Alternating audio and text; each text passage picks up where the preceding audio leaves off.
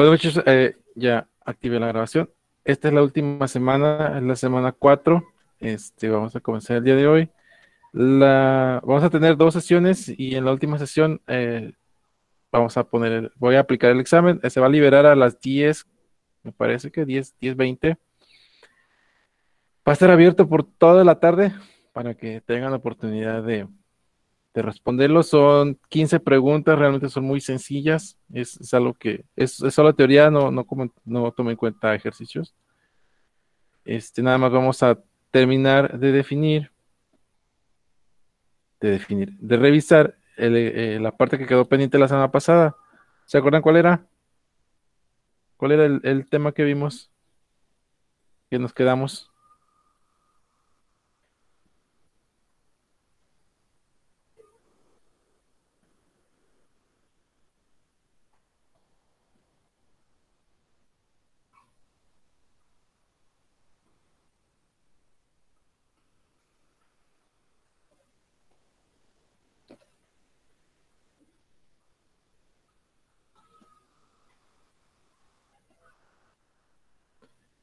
Bueno, pues el tema que quedó pendiente la semana pasada fue la capacidad de procesos. Y recuerden que la capacidad de proceso es el grado de aptitud, pues que tiene un proceso para cumplir con las especificaciones técnicas deseadas. Sí, cuando la capacidad de un proceso es alta, se dice que el proceso pues es capaz. Cuando se mantiene estable a lo largo del tiempo, se dice que el proceso está bajo control. Pero cuando no ocurre esto, se dice que el proceso no es adecuado para el trabajo o requiere de inmediatas modificaciones. ¿Sí? Aquí vienen algunas definiciones, nada más les voy a comentar las más comunes, que es proceso, y pues se refiere a una combinación única de máquinas, herramientas, métodos, materiales y personas involucradas en la producción. La capacidad o habilidad, pues es una palabra que se usa en el sentido de aptitud, basada en el desempeño probado para lograr los resultados que se puedan medir. Y pues la capacidad del proceso, lo que les mencionaba, el tema de hoy, es la aptitud del proceso para producir productos dentro de los límites de especificaciones de calidad. ¿Sí? La capacidad del proceso me va a decir si mi proceso es capaz de cumplir con los requerimientos del cliente.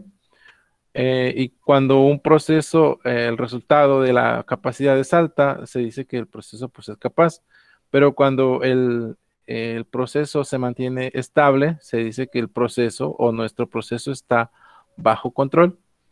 Pero cuando no ocurre nada de eso, se dice que el proceso no es adecuado para el trabajo o no es capaz de cumplir con lo que le estamos pidiendo.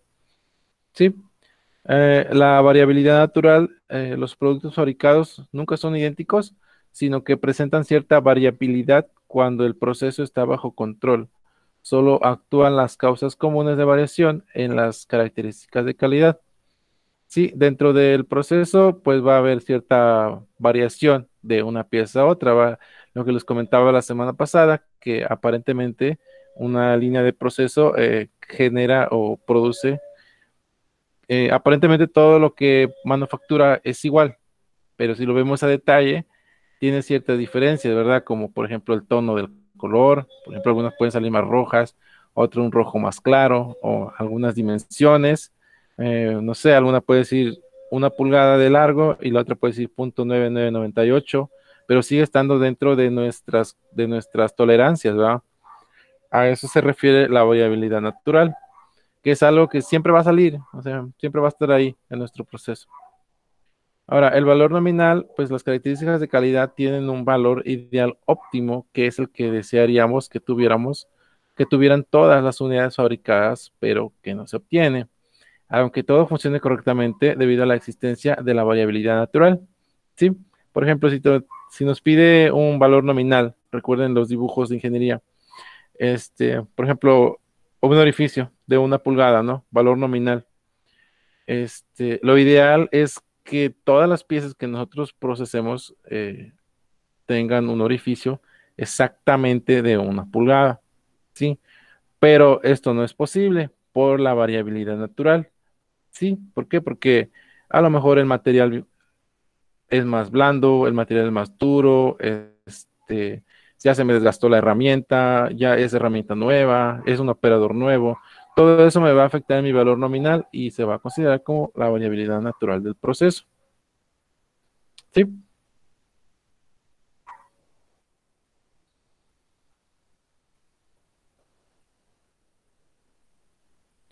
Ahora, hay dos tipos de clasificación en los índices de capacidad según su posición y alcance temporal. Son dos, respecto a su posición y respecto a su alcance temporal. Respecto a su posición, se refiere a los índices centrados con respecto a los límites, a los índices descentrados con respecto a los límites, o sea que no están al centro, solo con límite superior, o sea, nada más con un valor hacia arriba y la gráfica esté cargada hacia ese lado. Solo con límite inferior, solo con límite inferior hacia abajo y que la gráfica esté cargada para ese lado. Ahora, el otra clasificación que es respecto a su alcance temporal son dos, que es a corto plazo y a largo plazo. A corto plazo se le conoce como capacidad potencial y a largo plazo como capacidad global.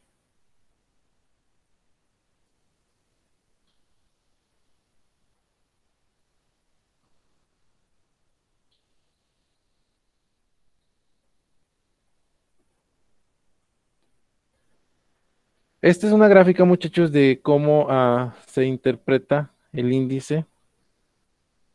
Para una mejor interpretación del índice, debemos observar la siguiente gráfica. Por ejemplo, la capacidad del proceso, el CP, dice que compara el ancho de las especificaciones. Vean estas. ¿Sí están viendo mi pantalla, muchachos? ¿Sí lo pueden ver? Sí, Ok. Déjenme, le pongo asistencia a Alexandra. Listo. Listo. Ok. Espero que ahí se vea un poquito mejor. Estábamos en. Ok. Les decía que la capacidad del proceso compara el ancho de las especificaciones, esta línea que dice LES, que es límite inferior, y LEI, que es el límite inferior, eh, con respecto a la amplitud de la variación, o sea, la dispersión natural del proceso, que es esta cresta que vemos aquí, esta lomita, este cerrito que vemos aquí. Dice que si la variación del proceso es mayor que la amplitud de las especificaciones, entonces la capacidad del proceso es mayor a uno, lo que sería evidente que no está cumpliendo con las especificaciones. Perdón, el CP menor a uno es cuando no cumple las especificaciones. ¿Sí? Si el CP es mayor a uno, es una evidencia de que el proceso es potencialmente capaz de cumplir con las especificaciones. ¿Sí? Por ejemplo, estas son mis tolerancias. Esta es mi dispersión natural. Dice dispersión natural 6 omega o 6 sigma. Dice aquí. Acuérdense que las flechitas significan entre. Entonces tenemos de menos 3 sigma a 3 sigma. Y tenemos esta amplitud, ¿sí? Que dice, por ejemplo, en este caso se estaría cumpliendo lo que dice la clasificación del índice respecto a su posición, que sería índices centrados con respecto a los límites, ¿sí? Entonces, esto sería centrado respecto a los límites y quiere decir que mi proceso está controlado, muchachos, ¿sí? Ahora, si mi proceso estuviera hacia acá, estuviera cargado hacia el límite inferior, hacia esta línea, lo estoy sombreando, si estuviera esta cresta estuviera hacia acá y mi CP fuera mayor a uno, mi capacidad del proceso, estaría bien. ¿Por qué? Porque el proceso, siempre y cuando sea mayor a uno, el proceso es capaz de cumplir con las especificaciones. De la misma forma, si estuviera hacia el límite inferior, hacia este lado. Pero si está hacia el límite inferior y el CP es menor que uno, entonces ahí sí hay problema, muchachos. ¿Por qué? Porque mi proceso no está siendo capaz de detectar. O por ejemplo, que la cresta estuviera de aquí hasta acá, pero con no hasta arriba, sino una más pequeño, ¿sí? Del límite inferior hasta el límite inferior. Entonces ahí mi proceso tampoco es capaz porque está teniendo mucha variación entre los límites de control, ¿verdad? Hay mucha variación. Ahora, la clase pasada vimos esta tablita. Recuerden que estadísticamente el 1.33, el valor del CP, es clase de proceso 1 y es más que adecuado, o sea que está perfecto, muchachos. ¿Sí?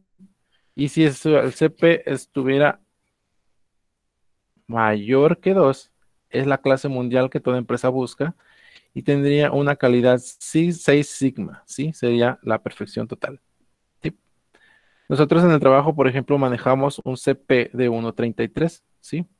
Como mínimo para que pues nuestro proceso pueda ser considerado aceptable y que esté controlado y tenerlo en control, ¿sí? Va abajo de 1.33, si nuestro proceso nos da SCP, nosotros tomamos acciones pues revisamos el proceso, ¿va? En base a los datos estadísticos. Por ejemplo, si te fueran un nivel 3, por ejemplo, sería mi CP que estuviera entre 0.67 y 1, sería a nivel 3. ¿Es esto? Sería 0.671, sería nivel 3 y ese nivel me dice que no es adecuado para el trabajo. Un análisis del proceso es necesario, requiere modificaciones serias para alcanzar una calidad satisfactoria. Pero en dado caso que mi CP fuera menor a 0.67, se considera una clase 4 y no es adecuado para el trabajo porque requiere modificaciones serias. Ujú. Ahora, si el proceso no es apto para producir las unidades dentro de las especificaciones establecidas, deben adoptarse diversas medidas dentro de las que se encuentran. Por ejemplo, pueden mejorar ustedes el proceso, hacer algún cambio, una mejora en el diseño de la pieza, en el diseño del equipo, tal vez con el que estamos midiendo, podemos cambiarlo a una de mayor resolución, tal vez cambiar el proceso por uno mejor, cambiar las especificaciones. Esto no es recomendado, muchachos, pero si en dado caso se pudiera hacer, se debe. Este, por ejemplo, nosotros en el trabajo tenemos un área, no sé si les platiqué la semana pasada, un área de maquinados y hacemos cortes en el diámetro interno. Entonces llegó un producto nuevo, que es mucho más grande, que anteriormente nosotros manejábamos piezas de 5 kilos y estos nuevos material que nos llegó son piezas de arriba de 10 kilos. Entonces, nosotros estábamos, por ejemplo, nosotros estábamos, mm,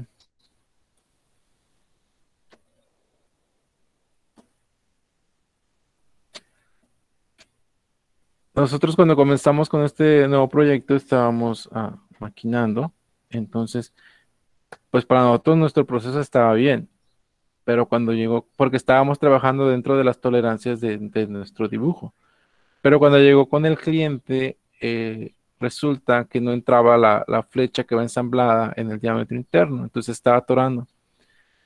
Entonces nos pusimos a investigar, y resulta que el cliente tenía una barra, una flecha más grande que querían ensamblar en un diámetro más pequeño. Sí, pero ese cambio ellos ya lo habían hecho hace un año, pero no se había reflejado en los dibujos de ingeniería. ¿Sí? Entonces, cuando nosotros quisimos correr ese modelo de acuerdo a al dibujo, a las especificaciones que nosotros teníamos, este, pues no ensamblaba, ¿verdad? Porque estábamos mandando, a pesar de que estábamos dentro de especificación, nuestro diámetro estaba mucho más pequeño. Entonces, ¿qué tuvimos que hacer? Pues cambiar la especificación del dibujo que nosotros teníamos, ¿sí? Y fue así como pues pudimos igualar y y eliminar ese problema, ¿va? Por ejemplo, otro de los ejemplos es rediseñar el producto, inspeccionar al 100%. Esto pues supuestamente no es recomendado. Obtener una desviación o permiso de aceptación temporal,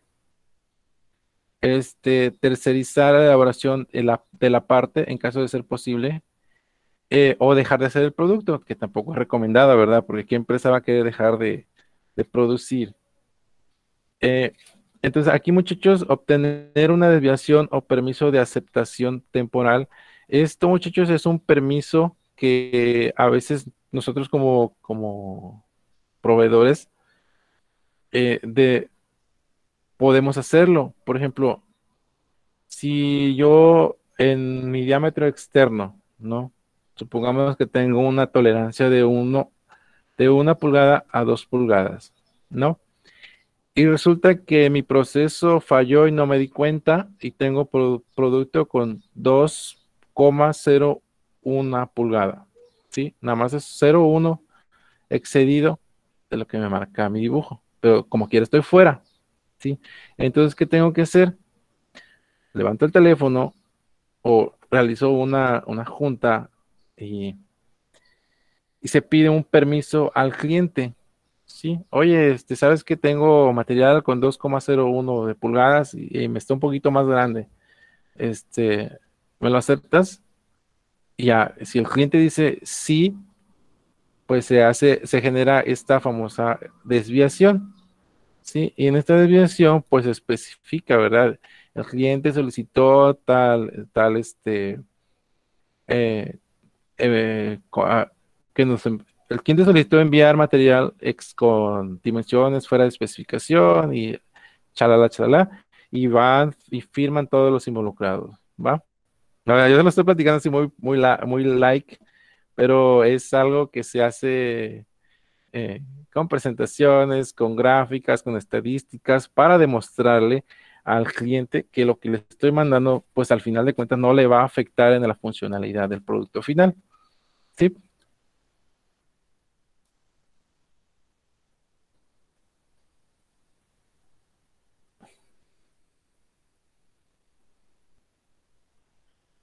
entonces hasta aquí, muchachos.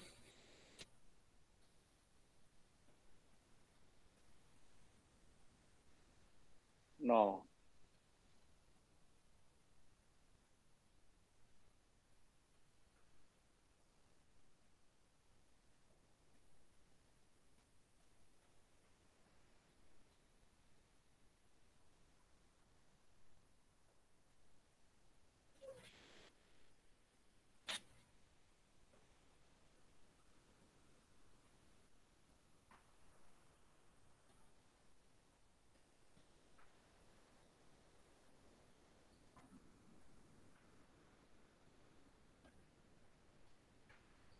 Ok,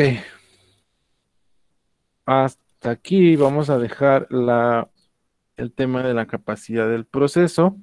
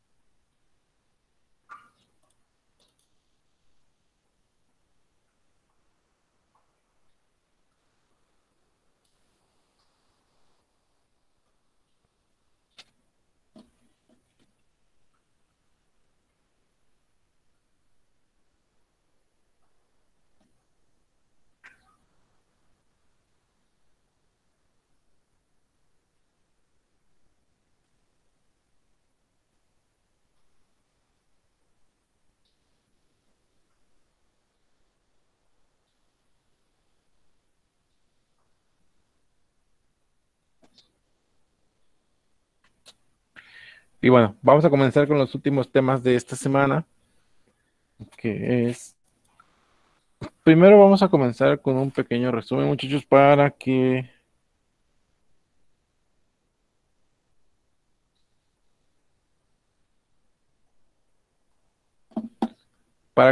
para refrescarles un poquito la memoria.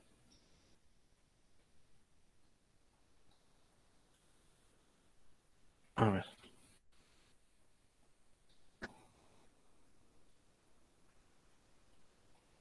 tengo aquí algunas preguntas, este, pero no sé si alguien quiera participar y mencionarme qué es lo que hemos visto a lo largo de estas 3 semanas.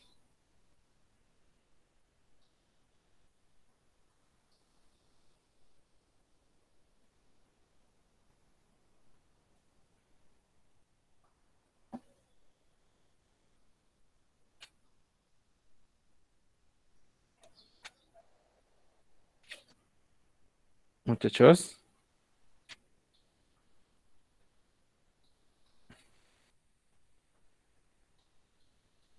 Yo de lo que me acuerdo es de lo que vimos la semana pasada, aprendimos a lo que estamos viendo ahorita, a lo de las dimensiones de las piezas y a cómo, cómo leerlas, ¿verdad? Sí, con las tolerancias y todo eso.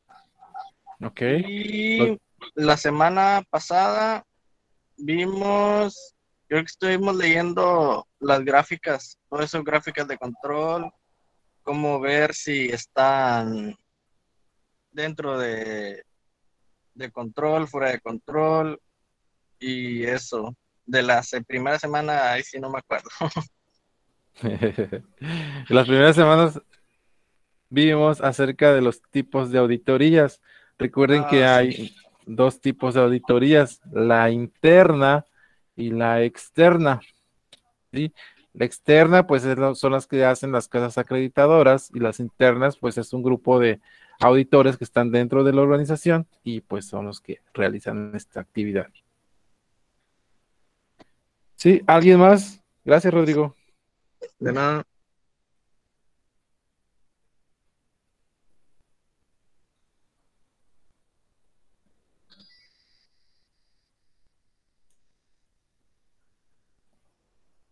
Bueno, yo aquí tengo algunas preguntas. ¿Recuerdan cuáles eran las formas de la geometría básica?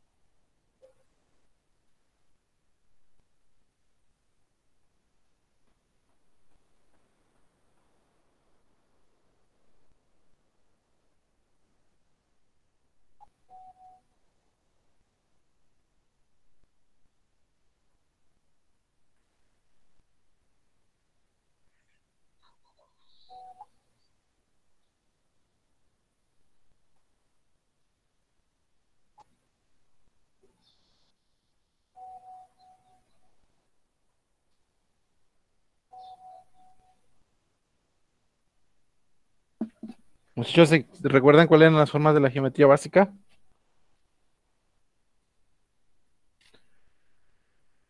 No, yo no.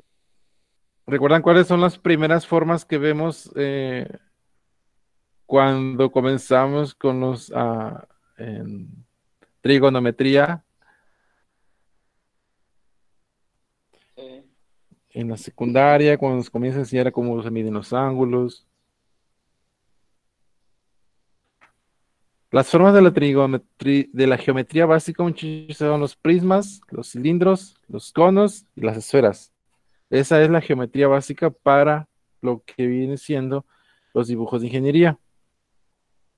Sí, no se les olvide. Ahora, ¿para qué sirve un gráfico de control?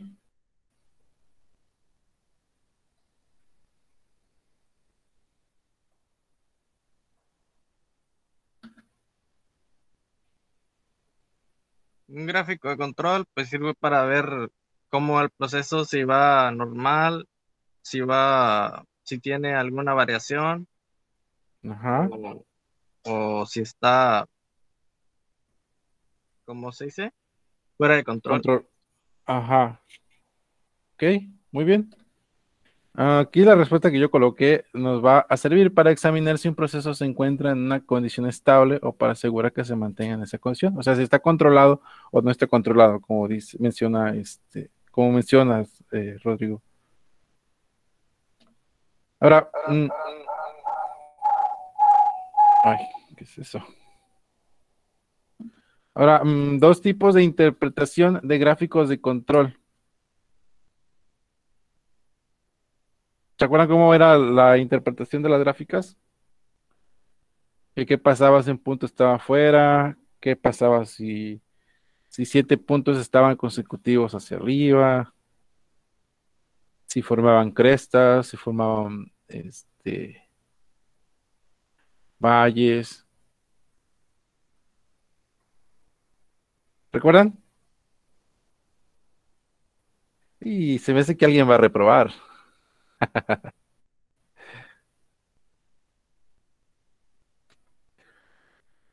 Recuerden que era que un punto fuera de los límites de control, cambio en el promedio de los procesos, los ciclos y las tendencias y la inestabilidad del proceso. ¿Sí? Ahora, les traje, me fusilé un dibujo del trabajo para poderlo revisar. Y en ese dibujo que ahorita les voy a mostrar, vamos a encontrar la planicidad. ¿Recuerdan el símbolo de la planicidad?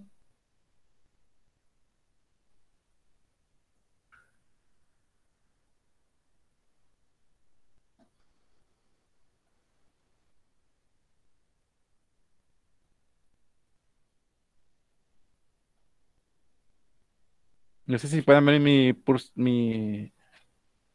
puntero, el punto rojo que tengo aquí en la Sí, pantalla. Ok. Recuerden que la planicidad es este simbolito, me parece un trapezoide, creo.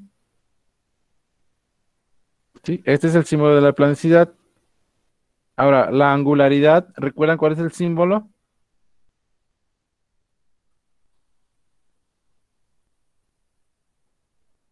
es el que está en la mera, en la izquierda. Este, Sí, ándale, este mero es el de la angularidad. Ahora, el de posición, ¿lo recuerdan? ¿Recuerdan que sí, les comentaba que era el... Ajá, es el tercero, ¿cuál? el ¿Este? tercero, ese mero. Exacto. Ahora, el del cabeceo, Mm,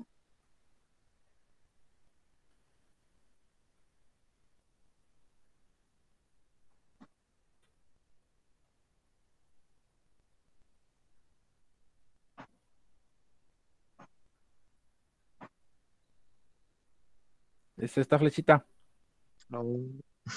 esta que está aquí. Y los datum, ¿se acuerdan cuáles eran los datums? ¿Cómo Ya, pues estaban? es la B.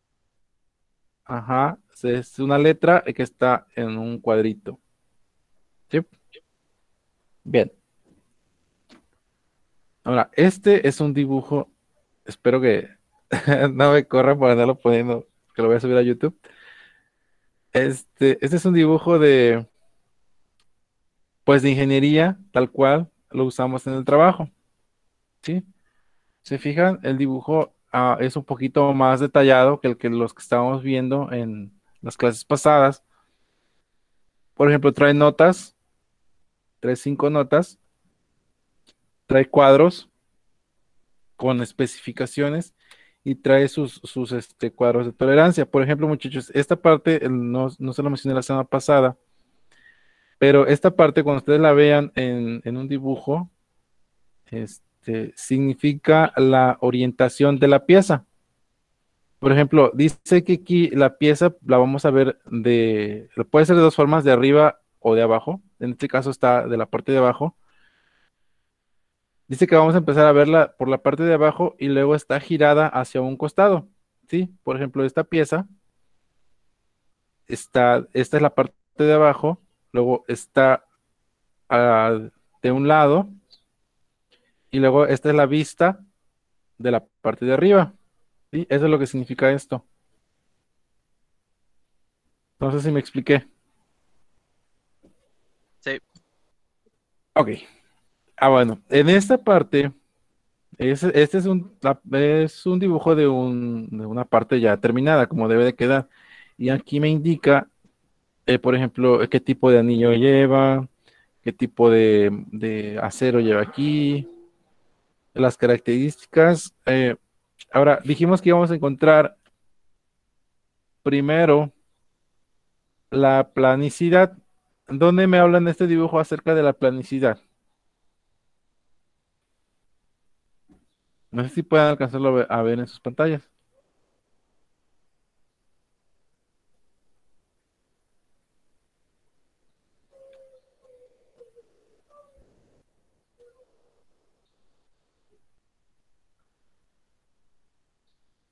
A la No izquierda se ve arriba, muy ¿no? chiquito.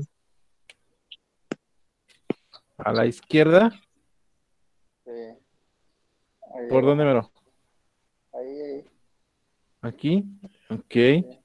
Y fíjense que a dónde me apunta. Dice que la planicidad es de punto cero, son de 6 milésimas, ¿sí?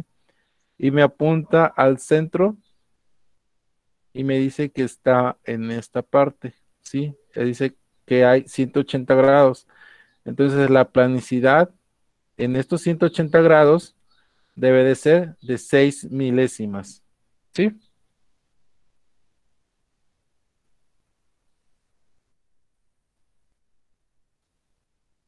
Ahora, de este lado también tengo otra planicidad a la derecha, ¿sí? Ahora, esta es la vista de arriba de la pieza. Y me dice que en esta pista, en un 260 grados, debe de haber 6 milésimas de planicidad. ¿Ok? Ahora, la angularidad, ¿dónde la tenemos? Ese está donde está la planicidad de la otra, de la Aquí, izquierda. mero. Sí, Aquí. son 2 Ok. grados. Ajá. ¿Respecto a qué? Acuérdense que este es un cuadro de control, ¿sí? Y me está apuntando a esta parte, ¿sí? Son unas patitas que lleva esta pieza. Dice que debe de haber 2 grados con respecto al datum B y al datum C. El datum B es el centro, que está aquí. El datum C son las patitas de la parte de arriba, ¿sí? Así es como lo vamos a interpretar. Ahora,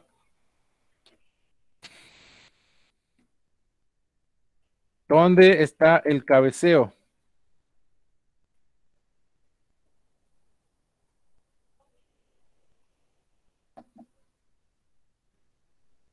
Está en la parte de abajo, ¿Dónde mero? ¿Por aquí? acá a la derecha. Ahí mero, ahí mero. Aquí. Muy bien. Y me dice que el cabeceo debe ser de cuánto? De .003 Ajá. Con respecto a con respecto a... No, ¿cómo se llama eso? datum. El datum B. Ajá, ándale, el datum B, que es mi centro. Como es un cabeceo, el datum siempre va a estar alineado al centro de la pieza. Siempre va a ser la referencia al centro.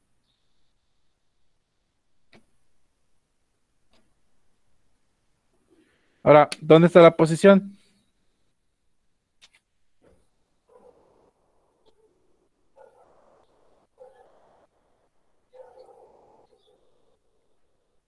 En la Muchachos, vista,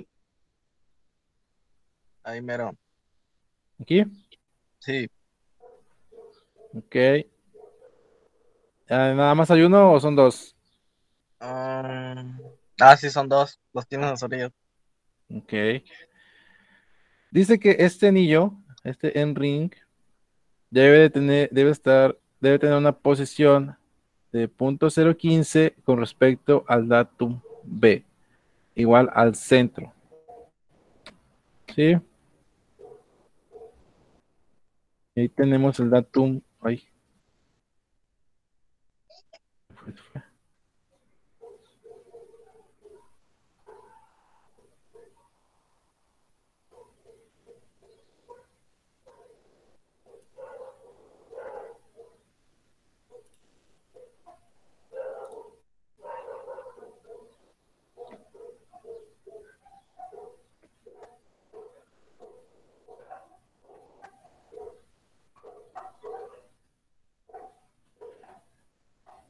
¿dudas hasta aquí, muchachos? ¿Verdad que no es difícil interpretar un dibujo?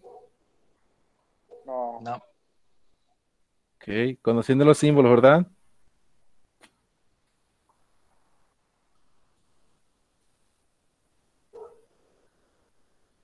Ahora, las notas del dibujo, muchachos, sirven para, por ejemplo, aquí hay, por ejemplo, aquí no sé si lo alcanzan a ver, dice en la parte del diámetro interno, el datum B, dice ver nota 1, ¿sí? Dice ver nota 1. Entonces nos vamos a las notas y vemos nota 1. Y dice Schachhol, dice que una flecha con un tamaño de 98, 90, 99, 30 debe pasar libremente a través del diámetro, ¿sí? Eso es lo que dice la nota. Entonces me da la medida del diámetro, más me dice qué es lo que debe de pasar a través y cómo debe de pasar, ¿sí? Si libremente, si se debe de atorar, si debe tener escalón, ¿sí? Para eso sirven las notas. Por ejemplo, acá está la nota, dice model, ver nota 4, aquí donde estoy moviendo mi ratoncito, ver nota 4. Y la nota 4 dice modelo y número de manufactura deben ser estampados en esta cara, dice. En esta parte de aquí, pues debería estampado el modelo. ¿Sí? Ahora, esta parte de aquí, por ejemplo, este es una A, pero recuerden que el datum va a estar encerrado en un recuadro. Las letras que no estén encerradas van a hacer referencia a una tabla o a otra parte de la pieza, ¿sí? Mientras no esté encerrado en un recuadro, no lo vamos a considerar como datum, ¿sí? Entonces, esta me dice, recuerden las flechas que dicen entre, dice que de aquí a esta parte, acá, dice que A debe ser más menos 0,50. Entonces, por ejemplo, aquí hay varias variaciones, dice 11, 12, 14, 17, 18, 20. Supongamos que yo quiero revisar la medida A de la variación 11 y me dice que es de 4,500, ¿sí? Este número de aquí, de la columna A, es mi valor nominal más menos 0,05, ¿sí? ¿Sí me expliqué? Sí. Ok. Ahora, se fijan aquí, tenemos la altura de esta parte, que me apunta de aquí a acá, que es esta altura, me dice 0,580 ref. ¿Qué es ref? Es cuando significa referencia, ¿sí? Y es un valor que puede o no puede cumplir con la especificación. Es decir, si se sale un poquito, no pasa nada. O sea, únicamente es referencia. ¿Debe de estar dentro? Sí. Pero si se pasa un poquito, no, realmente no me afecta. Sí, eso se refiere cuando es referencia. A diferencia de cuando, por ejemplo, aquí, en este lado, me dice 2,797 más 2 milésimas menos una milésima, que aquí sí me da un valor. Entonces, aquí, ¿qué quiere decir? Que sí me afecta en caso de que se llegue a salir, que quede más grande o que quede más chico. ¿Sí? Va a haber dibujos en el que, por ejemplo, aquí en la medida va a traer un rombito o una estrella de color negro. Esos son características críticas y son importantes. Porque se dice que son críticas porque me afectan en la funcionalidad de la pieza. Por ejemplo, si aquí en el look me marcara una estrellita en la patita esta, me marcara una estrellita, quiere decir que sí, esa estrellita, esa patita le falta, pues mi producto no va a servir. Ujú. Y así es como se interpreta. ¿Dudas? No. Ok, vamos a continuar. Ahora, vamos a cambiar de tema. Vamos a hablar acerca de la precisión y de la exactitud. Creo que de este tema hablamos un poquito el curso pasado. La exactitud y la precisión, pues son dos características de un sistema de medición aceptable. ¿Sí? Tenemos cuatro imágenes. No sé si ya las ubiquen con las imágenes. Y la primera imagen, dice el número uno, dice que ni exacto ni preciso. ¿Por qué? Porque todos están dispersos a lo largo de de este diagrama. Y observen los puntos azules, cómo están dispersos respecto al centro. ¿Sí? Ahora, así es como se vería o lo observaríamos en una gráfica, ¿sí? En la parte de abajo. En esta parte de aquí me va a marcar la posición. Entonces, en este caso, estos serían los puntos que están dispersos, serían estos, este cuadro. Entonces, mi proceso, a lo mejor estaría dentro de mis tolerancias, pero no estaría controlado, ¿sí? Ahora, la imagen número 2 dice preciso, pero sin exactitud.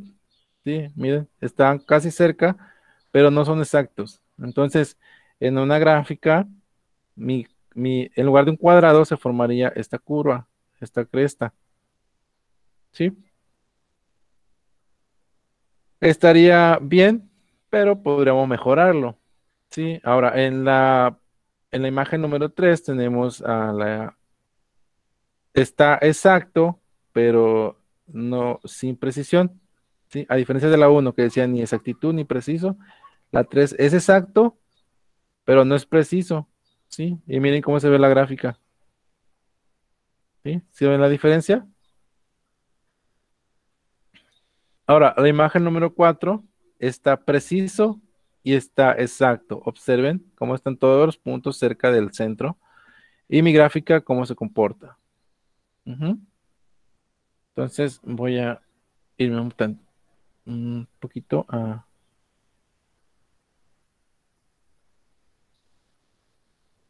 mi tab.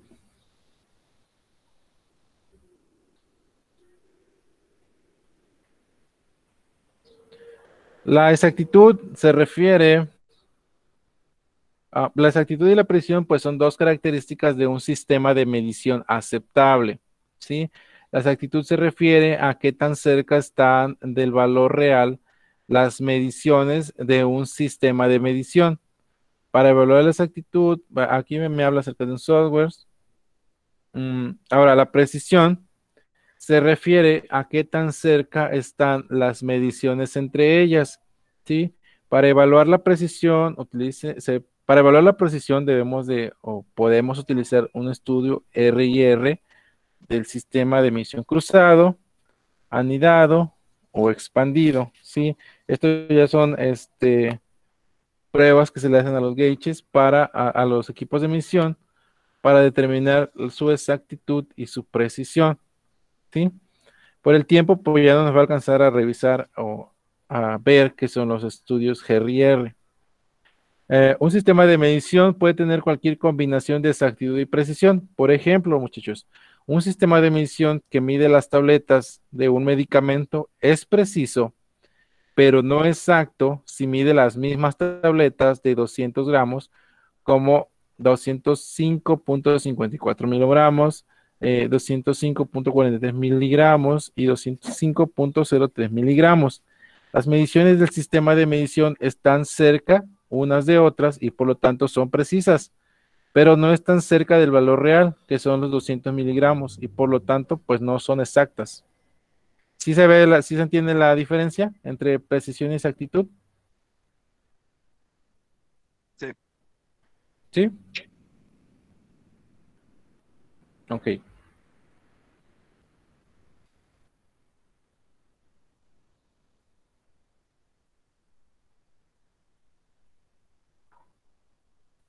Dentro de las gráficas, la exactitud de un sistema de medición tiene tres componentes: el sesgo, la linealidad y la estabilidad.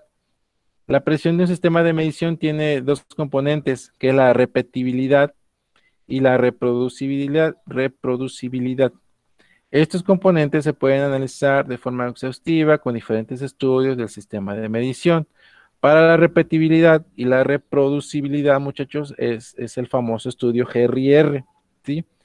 Es el que, por ejemplo, si nosotros queremos implementar un equipo de medición nuevo en un proceso, nosotros tenemos que hacer un estudio GRR para, para determinar cómo lo vamos a medir. Por ejemplo, el estudio GRR me dice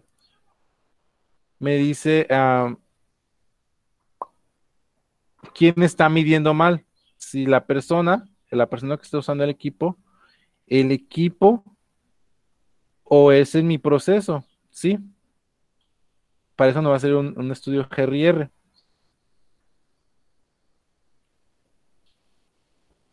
Sí, por eso es de repetibilidad y reproducibilidad. La reproducibilidad va a aplicar para la persona que usa el equipo. ¿Por qué? Porque dentro de la prueba se toman 10 muestras con piezas que estén dentro de especificación hacia arriba y hacia abajo de la especificación. Entonces tomamos tres operadores.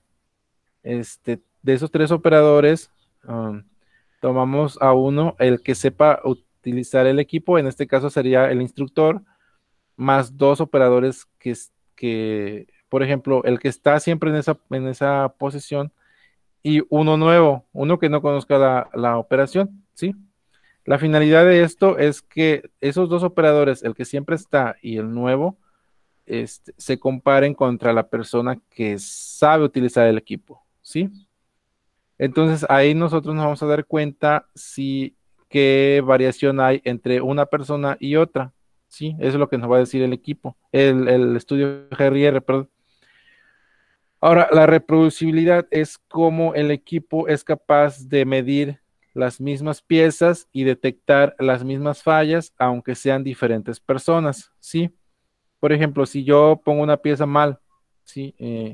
Una pieza mala, no sé, a lo mejor estoy midiendo a las alturas, ¿sí? Y mi tolerancia es de 4 a 5 pulgadas, ¿no? Y yo puse una pieza de 5 pulgadas y media. Entonces, por ejemplo, una persona detectó la pieza dentro del estudio, hablando del estudio, detectó la pieza y luego la otra persona no la detectó y el equipo tampoco.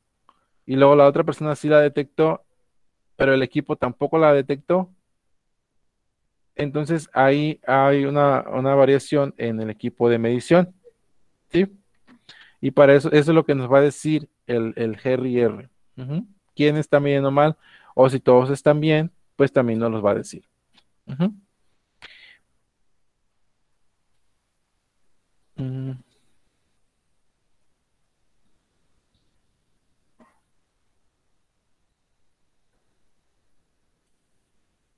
Ahora continuando con los tipos de sistemas de medición y los sistemas de medición pues son una herramienta muy útil para mejorar los procesos y servicios en las empresas. No obstante, si están mal planteados, pueden ser innecesariamente complejos y robarte tiempo y recursos, haciéndote más difícil el camino al de la mejora continua, ¿sí? Lamentablemente, a veces, con el deseo de querer crear un buen sistema de medición, podemos caer en el error de agregar demasiados indicadores, hacer encuestas interminables o obtener una cantidad de datos e informes que terminan siendo un obstáculo o nublándonos la vista hacia nuestra meta, ¿sí? El objetivo de un sistema de medición es presentar a un observador un valor numérico correspondiente a la variable que se mide. Ujú. Voy a regresar a Chrome.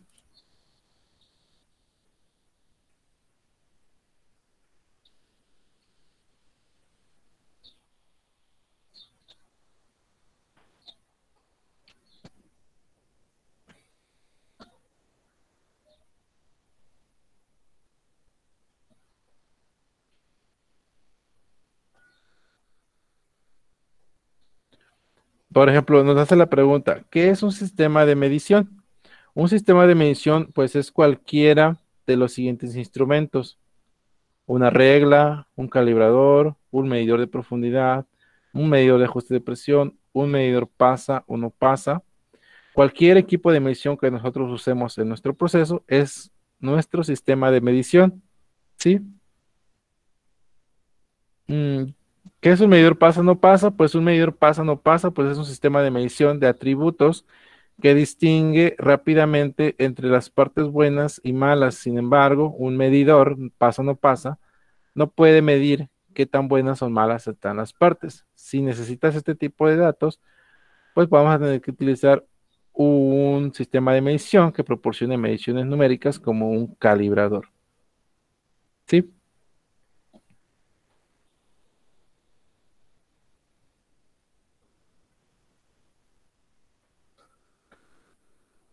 Ahora, ¿cuál es el objetivo del sistema de la medición? La medición es una acción que tomamos cuando queremos conocer una realidad compleja. Y en las organizaciones, pues se utiliza casi siempre para mejorar esa realidad.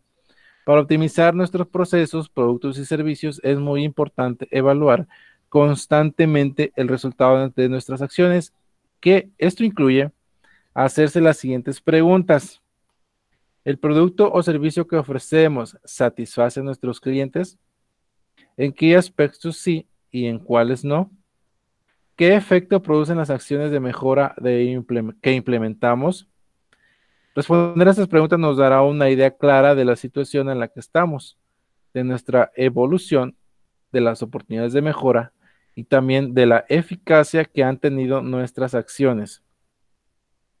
Esta es la información básica que debe arrojarnos un sistema de medición para nuestro servicio. Pero como les comentaba, podemos responder a estas preguntas con demasiadas vueltas o del modo más directo y efectivo posible. ¿Sí? Hay tres atributos principales que convierten a un sistema de medición en una herramienta útil y práctica. Y ellos son: el primero es tener ciclos cortos de recopilación y procesamiento y acción. Los indicadores deben estar definidos para medir los objetivos. Y el tercero es diseñar el sistema de medición para recibir la información y después transformarla en mejoras.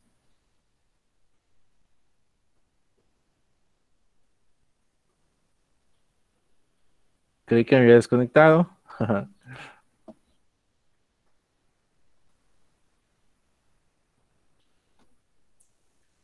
Para los ciclos cortos de recopilación, procesamiento y acción, es importante mantener breves los ciclos de medición para que la información no quede obsoleta. Esto es, que transcurre demasiado tiempo entre cuando tomamos la medición y cuando implementamos las acciones de mejora.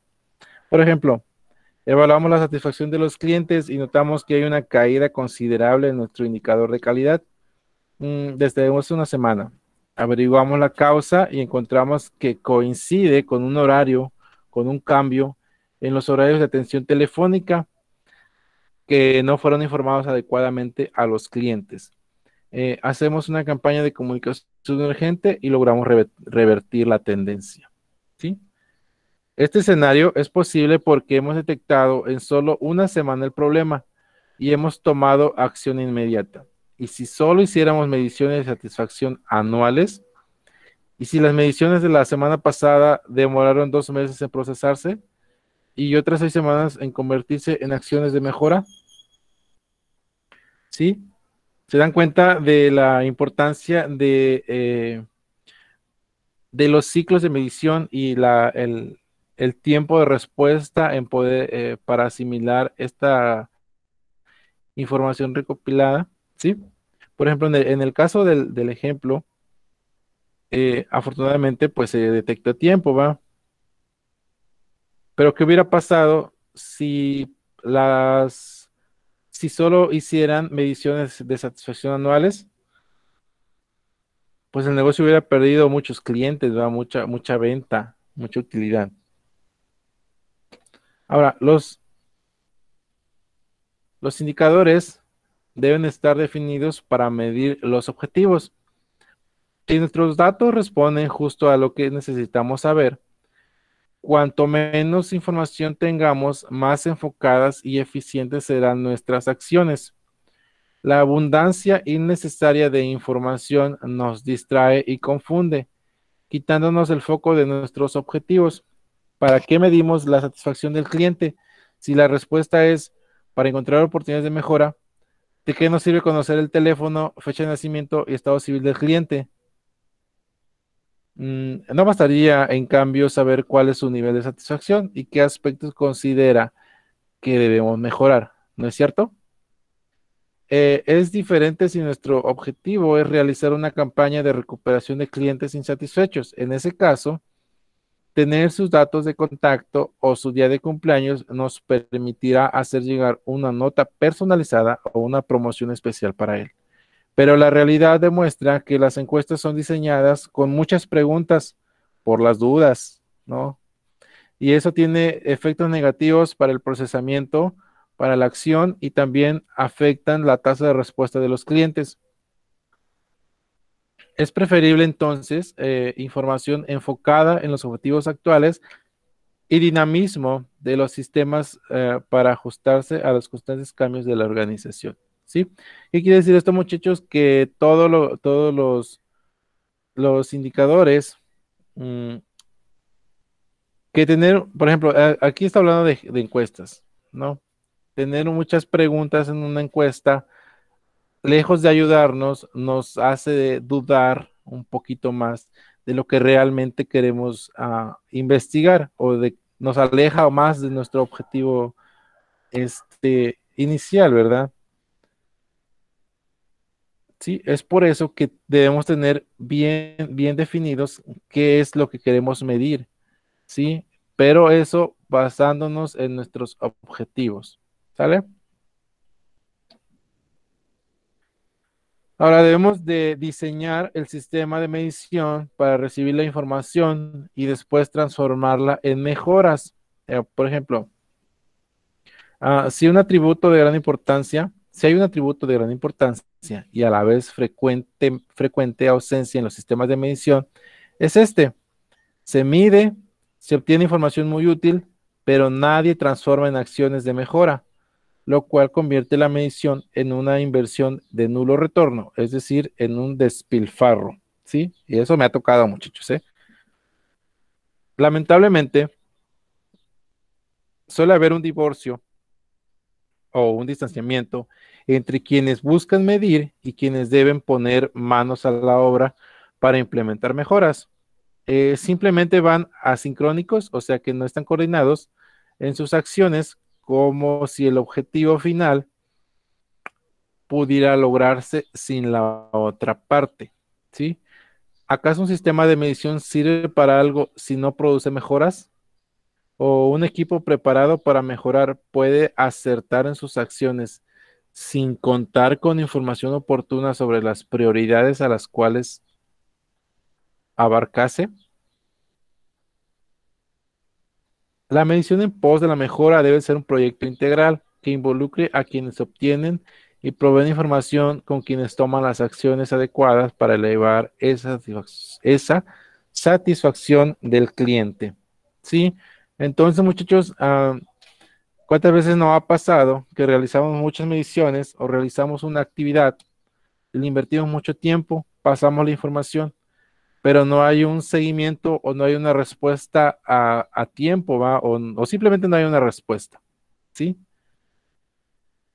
Entonces, si queremos cambiar nuestros procesos, si queremos mejorar, aplicar la mejora continua tal cual es, pues debe de haber una participación de ambas partes, ¿verdad?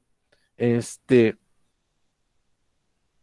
por ejemplo, aquí habla de quienes busquen medir y quienes deben poner manos a la obra, ¿sí? Entonces debe de haber un trabajo en equipo para realizar este tipo de actividades. Y no nada más en las mejoras continuas, muchachos. En cualquier lado debe de haber un trabajo en equipo. Yo creo que hasta en la casa, ¿no? ¿Dudas hasta aquí, muchachos?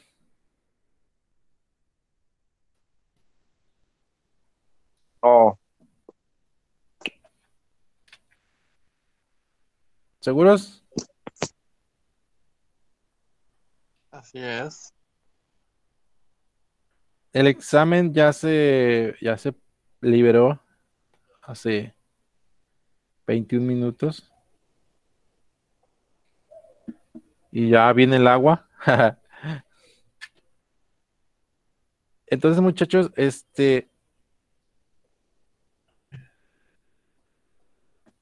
se fue Cecilia.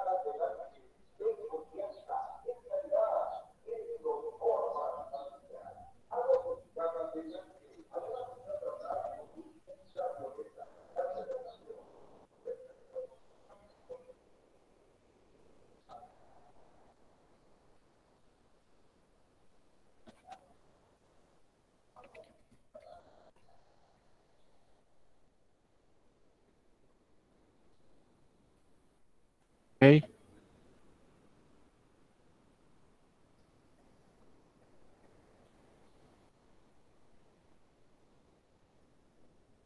bien. Muchachos, es toda la información que tengo para ustedes el día de hoy.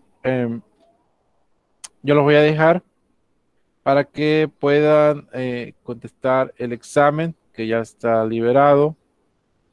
Les comento que va a estar, lo voy a dejar abierto por si alguien no puede realizarlo en este momento, hasta las 7 de la tarde. Este, ya después de las 7 de la tarde lo voy a cerrar porque necesito enviar los resultados a dirección. ¿Sí? ¿Están de acuerdo? Ok, está bien. Ok, está bien. El examen está súper fácil, regalado, muchachos. Eso esperamos.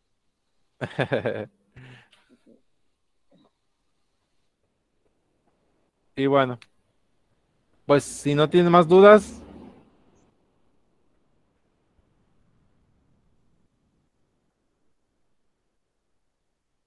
Ya está, profe. Ahí estamos para la próxima. órale, espero me inviten al mole. Sí, ya mero. Voy a detener la grabación.